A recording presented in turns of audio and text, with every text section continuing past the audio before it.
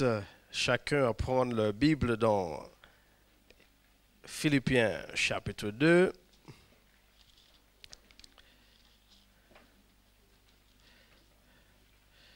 Philippiens chapitre 2. Je souhaite la bienvenue à chacun, bien sûr. C'est quelque chose que j'aime faire. Nos sympathisants, nos visiteurs, nos membres d'église. Nous sommes au bon endroit. Nous ouvrons la parole qui est la clé de la connaissance. La clé pour entrer dans le royaume, pour connaître Dieu. Prions ensemble. Père, que ton esprit nous éclaire à travers ta parole. Nous te remercions au nom de Jésus. Amen. Alors, normalement, le thème de ce soir, c'était un esprit cruciforme. Ce n'était pas un esprit de, disons, où on met la croix en valeur. Mais c'est l'esprit de la croix qu'on met en valeur. Nous ne sommes pas en train de demander aux membres de maintenant porter la croix pour dire « ouais, j'ai la croix avec moi ». Mais de comprendre qu'est-ce qu'il y a derrière la croix.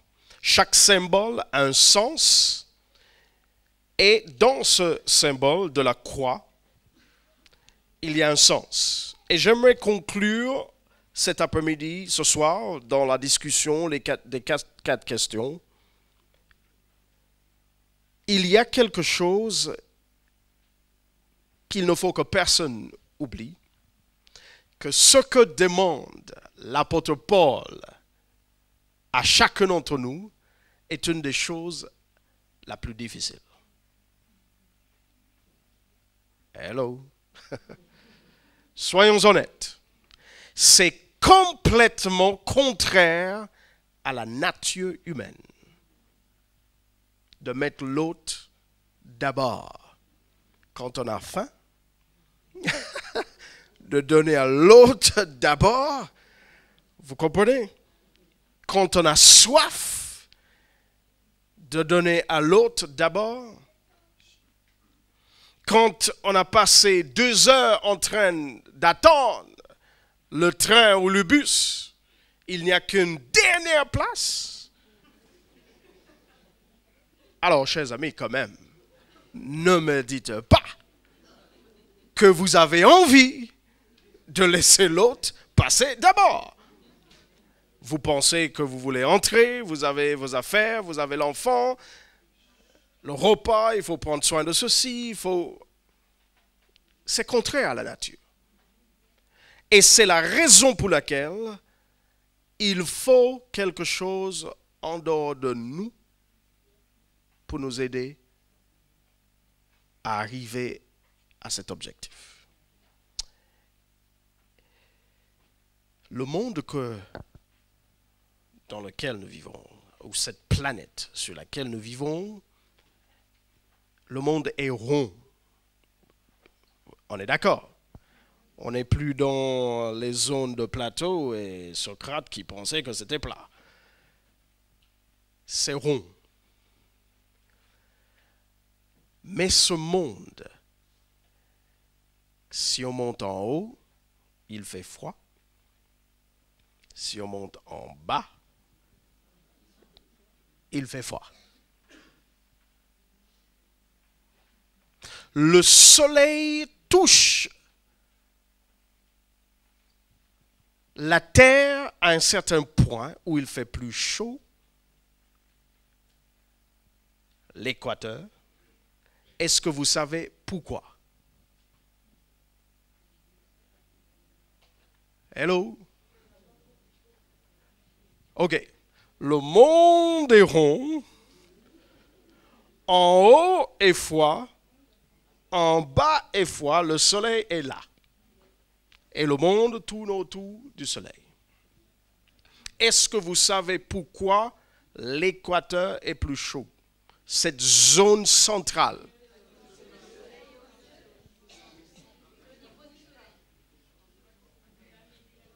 Une personne à la fois? Quand vous dites au niveau, ça veut dire quoi? Parce que le soleil est au niveau de l'équateur.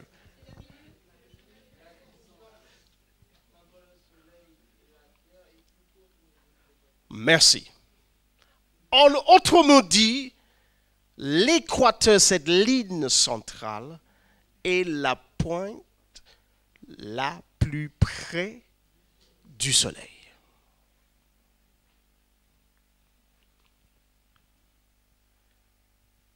Là où il fait chaud, là où il fait beau, là où des plantes poussent en abondance, là où il y a les meilleurs des fruits, là où dans la mer, on trouve toutes les espèces possibles. Ce que je suis en train de dire, que c'est le plus proche qu'on est du soleil, c'est le plus de chances qu'on a de survivre. Moins de maladies. Et Paul présente dans son regard sur la croix l'essentiel pour être au service des autres. Qu'est-ce qu'il dit? Il dit que Jésus, qui était le plus près de Dieu, n'a pas fait d'argument en disant « je veux rester près de Dieu, je ne veux pas descendre plus bas, je veux garder ma place près de Dieu, je ne veux pas que je sois moins que Dieu. » Il n'a pas fait cet argument-là. C'était rien pour lui d'accepter de descendre plus bas dans l'égalité avec Dieu pour rendre service aux autres.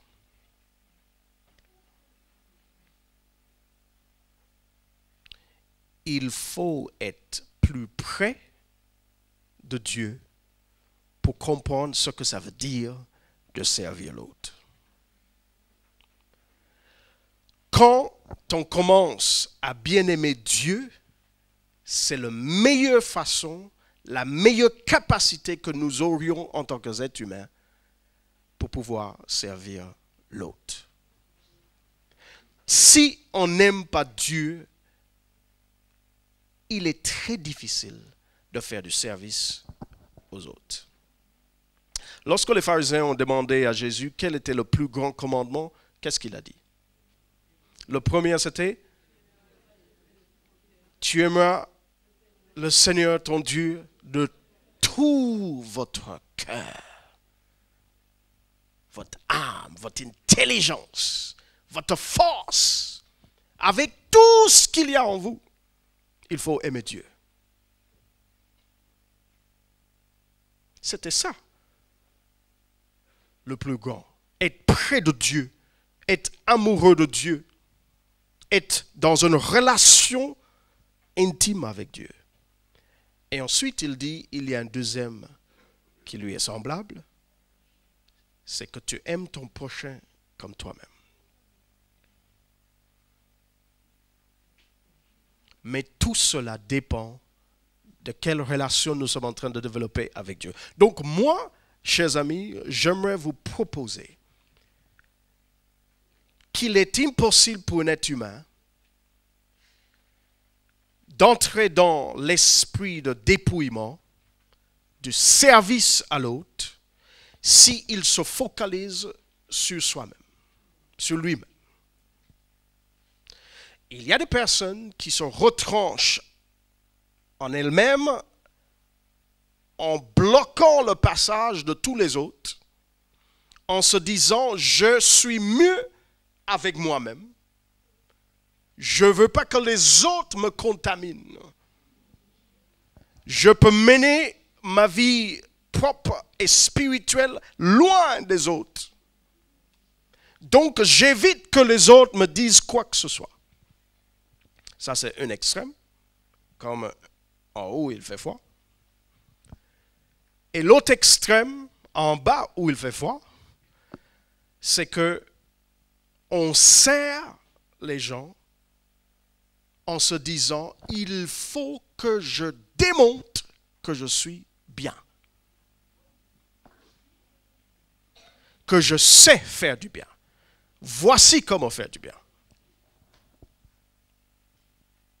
Enfin, même si je suis à moi-même et vous êtes ce qui me contamine, quand je fais le service, vous comprenez que malgré tout, je suis bien parce que je fais du service. Mais le contact avec l'autre est une question où je suis focalisé sur moi-même. Dans les deux extrêmes, je m'occupe de moi-même en m'isolant, et quand je fais du service à l'autre, je suis en train de penser à moi-même.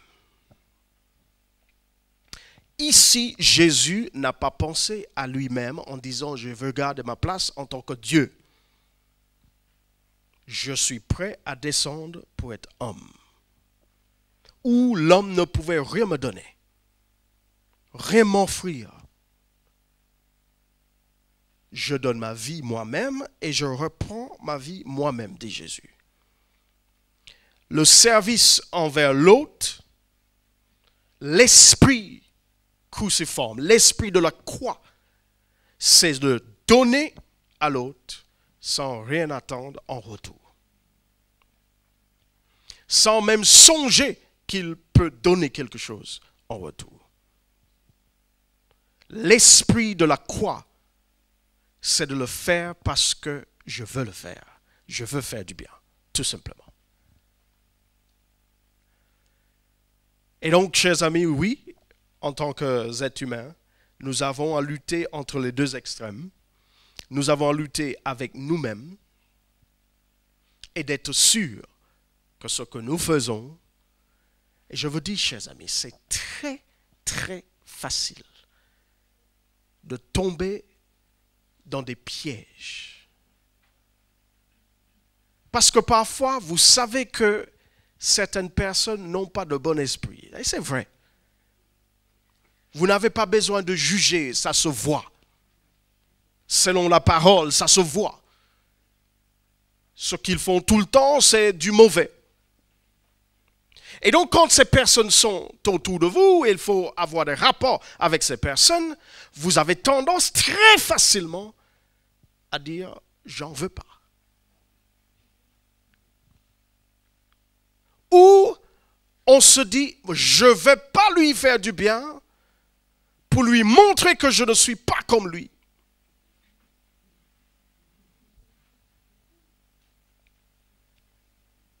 Ah, chers amis, ça arrive. Hein? Oui. Je ne veux pas qu'il se sente, qu'il ressente un confort dans son mauvais esprit, dans sa manière de faire. Donc, je ne veux pas lui faire du bien pour qu'il se sente bien dedans. Et on refuse de servir l'autre, de collaborer avec l'autre. Je souhaite ce soir, pour terminer, que nous puissions comprendre que pour être élevé, il faut s'abaisser. Il faut accepter tout simplement que les gens puissent nous parler n'importe comment parfois. Ah. Alors là, chers amis, pour les Antillais, c'est quelque chose de très difficile. Mais c'est encore pire pour les êtres humains. Mais je vous dis, chers amis, parfois, s'abaisser, c'est d'accepter les mauvaises langues. Vous savez, l'autorité n'a pas besoin d'être explicite. Une vraie autorité est implicite. Ça ne se dit pas. Ça ne se vante pas. ça se voit.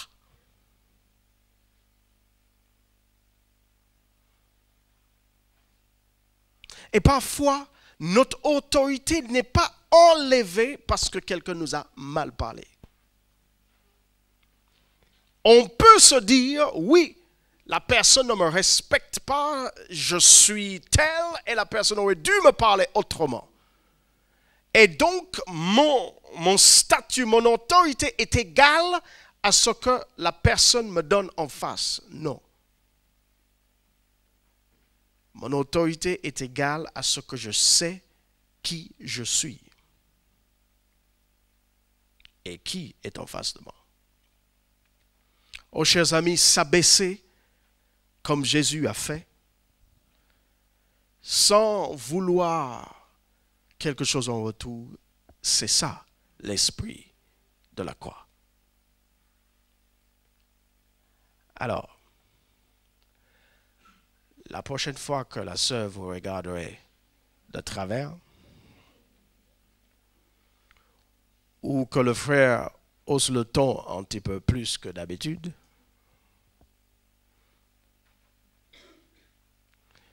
ou que quelqu'un marche sur votre orteil, et surtout sur la chaussure que vous venez d'acheter,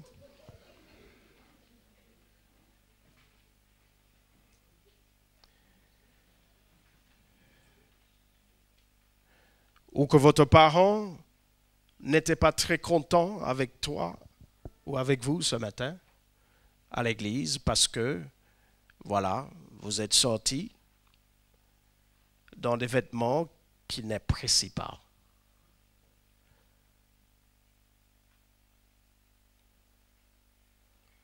Et chers parents, que votre enfant n'a pas dit merci après tous les efforts que vous avez faits pour lui acheter par sacrifice un bon vêtement qui couvre son corps.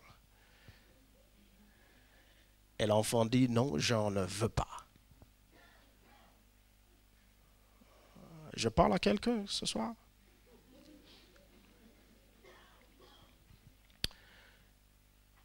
Oui, chers amis. Quand les enfants nous répondent aujourd'hui, il faut grincer les dents. Quand certains adultes nous parlent dans leurs échanges avec nous aujourd'hui et les mots qu'ils utilisent, il faut se dire, Seigneur, donne-moi de la force.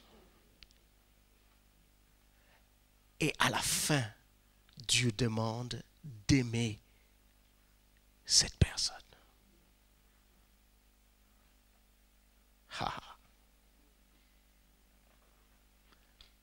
Le frère qui dit, je n'aime pas te voir, le Seigneur dit, il faut l'aimer. Oui. Ce n'est pas humain tout cela, chers amis. Je vous dis d'abord, si on essaye de nous-mêmes, c'est l'échec. Il faut passer le temps à connaître qui est Jésus pour l'aimer. Ce qu'il a fait, ce qu'il a laissé comme exemple. Et aimer ça, aimer cela. Jusqu'à ce que lorsqu'on nous fasse exactement la même chose, ça ne nous fait plus rien.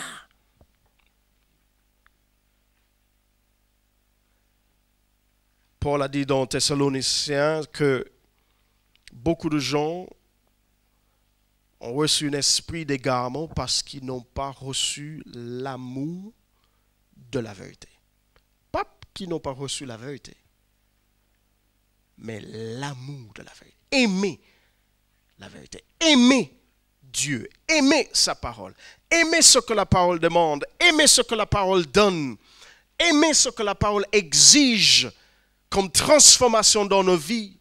Aimer quand la parole nous fait mal et nous demande d'accepter certaines choses dans ce monde. Soyons équilibrés, chers amis, dans notre vie spirituelle et que le Seigneur nous aide tous à passer le temps à nous concentrer sur l'amour avec Dieu. qu'on se concentre à connaître Dieu à travers sa parole, à l'aimer, à le connaître, à connaître sa personne, son caractère, ce qu'il aime, ce qu'il demande par amour à nous, ce qu'il est prêt à faire dans cette relation d'amour avec nous. Et là, chers amis, ça change la façon qu'on voit l'autre. Des querelles et des disputes ne viennent pas de Dieu.